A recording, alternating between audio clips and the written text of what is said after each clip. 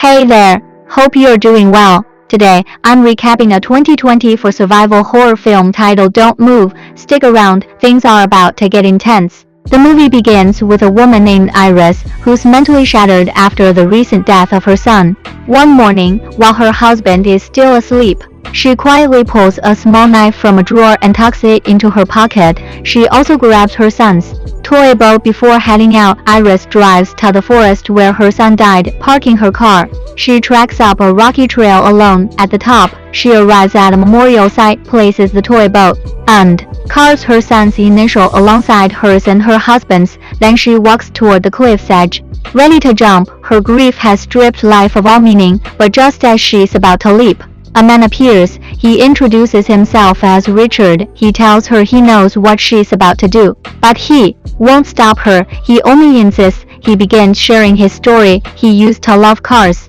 and during his graduation days, he owned a beautiful one, but one day he crashed it into a wall, with his girlfriend Chloe beside him. Chloe didn't survive. Richard was bedridden for months and sunk into depression, but eventually he found a new purpose in life. Hearing this, Iris expresses sympathy. Then she shares her own tragedy. She and her family were on a hike when her husband began carving 1:24, their initials, into a tree. Their son wandered off to find sticks for roasting marshmallows. He went too far and fell off a cliff. She blames herself. She was right there, and still couldn't save him. Richard listens silently, then tells her he's leaving, and she's free to do whatever she wants. But as he walks away, something shifts in Iris. She realizes she doesn't want to die, not like this. She rushes after him, back at the parking lot. Richard gets into his car parked right next to hers. As Iris tries to enter her own car, she finds it oddly jammed. Suddenly, Richard steps out, holding an umbrella. She's confused. There's no rain. When she questions it, he says it could start any time. But the umbrella isn't what it seems. It's a stun device. In an instant, Richard shoves her unconscious, ties her up, and loads her into his vehicle. When Iris regains consciousness, she realizes she's been kidnapped. Her hands and feet are bound, and Richard is driving her somewhere remote. She tries to call the police using her smartwatch, but there's no signal. Her phone isn't even nearby. Then she remembers the knife in her pocket. Quietly, she pulls it out and begins cutting through the plastic ties. Meanwhile, she distracts Richard by asking more about his late girlfriend, Chloe, but Richard sees through her. He knows she's trying to play emotional games to escape. Still, Iris manages to free one hand. She lunges at him with a knife. The car swerves and crashes into a tree. Both are injured, but the fight continues. Iris tries to strangle him with a seatbelt, but Richard lowers the seat just in time. Then he shoves her off, and they both tumble out of the car. On the ground, Iris threatens him with a knife, but Richard smirks and drops a terrifying revelation. He injected her with a special drug. In 20 minutes, her entire body will go numb. She'll be fully paralyzed, unable to move or speak, but completely aware. Panicking, Iris runs. Richard laughs and tells her it's useless. He'll find her when the timer runs out. Desperate, Iris sets a 20-minute countdown on her watch and races into the woods, determined to find help, but her body has already started to betray her. Her fingers stop working, then one of her legs begins to fail. Richard searches for her in the woods, but he can't find her. That's because she's cleverly hiding near the roots of a tree. But when ants start crawling on her face, she flinches, accidentally revealing herself. The moment Richard spots her, he rushes to grab her, but she bolts and dives into a river. Richard warns her that running is pointless. The river's current is too strong and could kill her, and he's right. The current pulls her far away. Luckily, she manages to reach the riverbank. Gasping for air, she checks her watch. Only 1 minute left before her body completely shuts down, with her limbs going numb. She crawls onto land. It turns out she's reached someone's farm, but as soon as she gets there, her body gives out, entirely paralyzed. The farm's owner, an older man cutting grass nearby, notices her lying motionless. He rushes to her side, clearly shocked. He asks what happened, but she can't speak. Her eyes move, her finger twitches, and he quickly realizes she's paralyzed, but fully conscious. He asks if she can see him. She blinks once. He asks if she can hear him. Another blink. Then he asks if she can move, and this time she blinks twice. No. Understanding her situation, The old man gently reassures her. He says he'll bring something to carry her inside and call the police. He brings out a trolley, carefully lifts her and wheels her into his house, but just as he gets her inside, there's a sudden knock at the door. She immediately knows it's Richard. Panicked, she blinks rapidly, trying to warn the old man. He catches on quickly. Sensing something's wrong, he hides her behind the sofa and cautiously answers the door. Sure enough, it's Richard. He pretends to be worried, claiming he had a car accident. Nearby, he says his wife was with him. They argued, and she ran off, according to him. She's mentally unstable and might be pretending or asking for help. The old man is confused, but tells Richard to wait outside. He's calling the police, but Richard walks inside anyway. The old man firmly tells him to leave, but Richard suddenly changes tactics. He starts crying, pretending to be a helpless husband. He even notices the trolley and starts suspecting something. Sensing the lie, the old man nearly tells him the truth, until Richard's phone vibrates in his pocket. That's when everything changes. The old man asks, "You said you didn't have a phone." 6:15, so what's that? Richard drops the act. His smile fades. He demands to know where the woman is, threatening the old man if he doesn't cooperate, but the old man doesn't back down. He says he's not someone to mess with and dares Richard to try something. Then he grabs his phone and calls the police. That's when Richard snaps. He attacks, but the old man fights back. He's surprisingly strong and throws Richard around, but during the struggle, Richard grabs a knife and stabs the old man in the lapses, dead, from behind the sofa. Iris sees everything. The man who tried to save her is now gone, and Richard has proven just how dangerous he really is, but there's a spark of hope. She notices one of her fingers beginning to move again.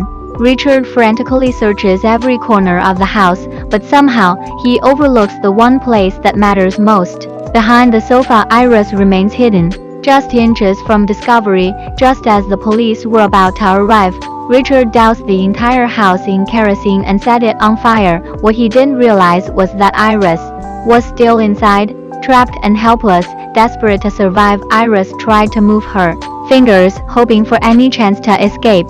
Meanwhile, Richard jumped into the old man's truck, ready to flee, but just then, he noticed the window blinds inside twitching up and down. It was a signal. He immediately knew Iris was still alive. He rushed back, moved the sofa aside and found her hidden behind it. He lifted her up and placed her in the truck, then muttered, "If she hadn't given that signal, she would have burned alive in there, and if she had just cooperated, no one would have had to die today." With that, he sped off in the truck. While on the road, Richard received a surprising call from his daughter, Lizzie, a school student. She excitedly told him she'd scored great marks 8.08 分, and she and her mom had decided to take a trip to Old Kabi. Hearing that left Richard stunned. That was his destination. Iris overheard the conversation and finally pieced things together. 8:19 分, Richard was married now. His first love, Chloe, had died, and sometime after, he had remarried and even had a daughter. Richard then spoke to his wife, who said they'd be arriving in Old Kabi by night. He tried to talk her out of it, insisting he needed time alone there, but she refused to listen. She was coming, and that was final. Furious, Richard realized his truck was running low on fuel and pulled over at a gas station. The car machine wasn't working, so he headed inside to pay. Left alone in the car, Iris regained more strength. Now able to move her palm, she managed to unbuckle her seatbelt, hoping someone would notice her. Soon, a car pulled up and a young boy stepped out. He approached her, curious, but before Iris could say anything, the boy's mother quickly pulled him away. She sensed something was off about the woman inside the truck and called the cop. Right then, Richard returned, fueled up, and sped away before anyone could intervene. He then drove to the site of his earlier crash, determined to retrieve his old car, but when he tried to start it, the engine would turn over. Just as he was getting ready to tow it, a police officer suddenly pulled up, the same one alerted by the woman at the gas station earlier. The moment the officer checked the plates, they matched the number she had reported. When the officer asked for his name, Richard calmly lied and said Andrew. He even showed a fake it to prove it. That's when we learn Richard yanked his real name. Andrew is. The officer then asked who the woman in his car was.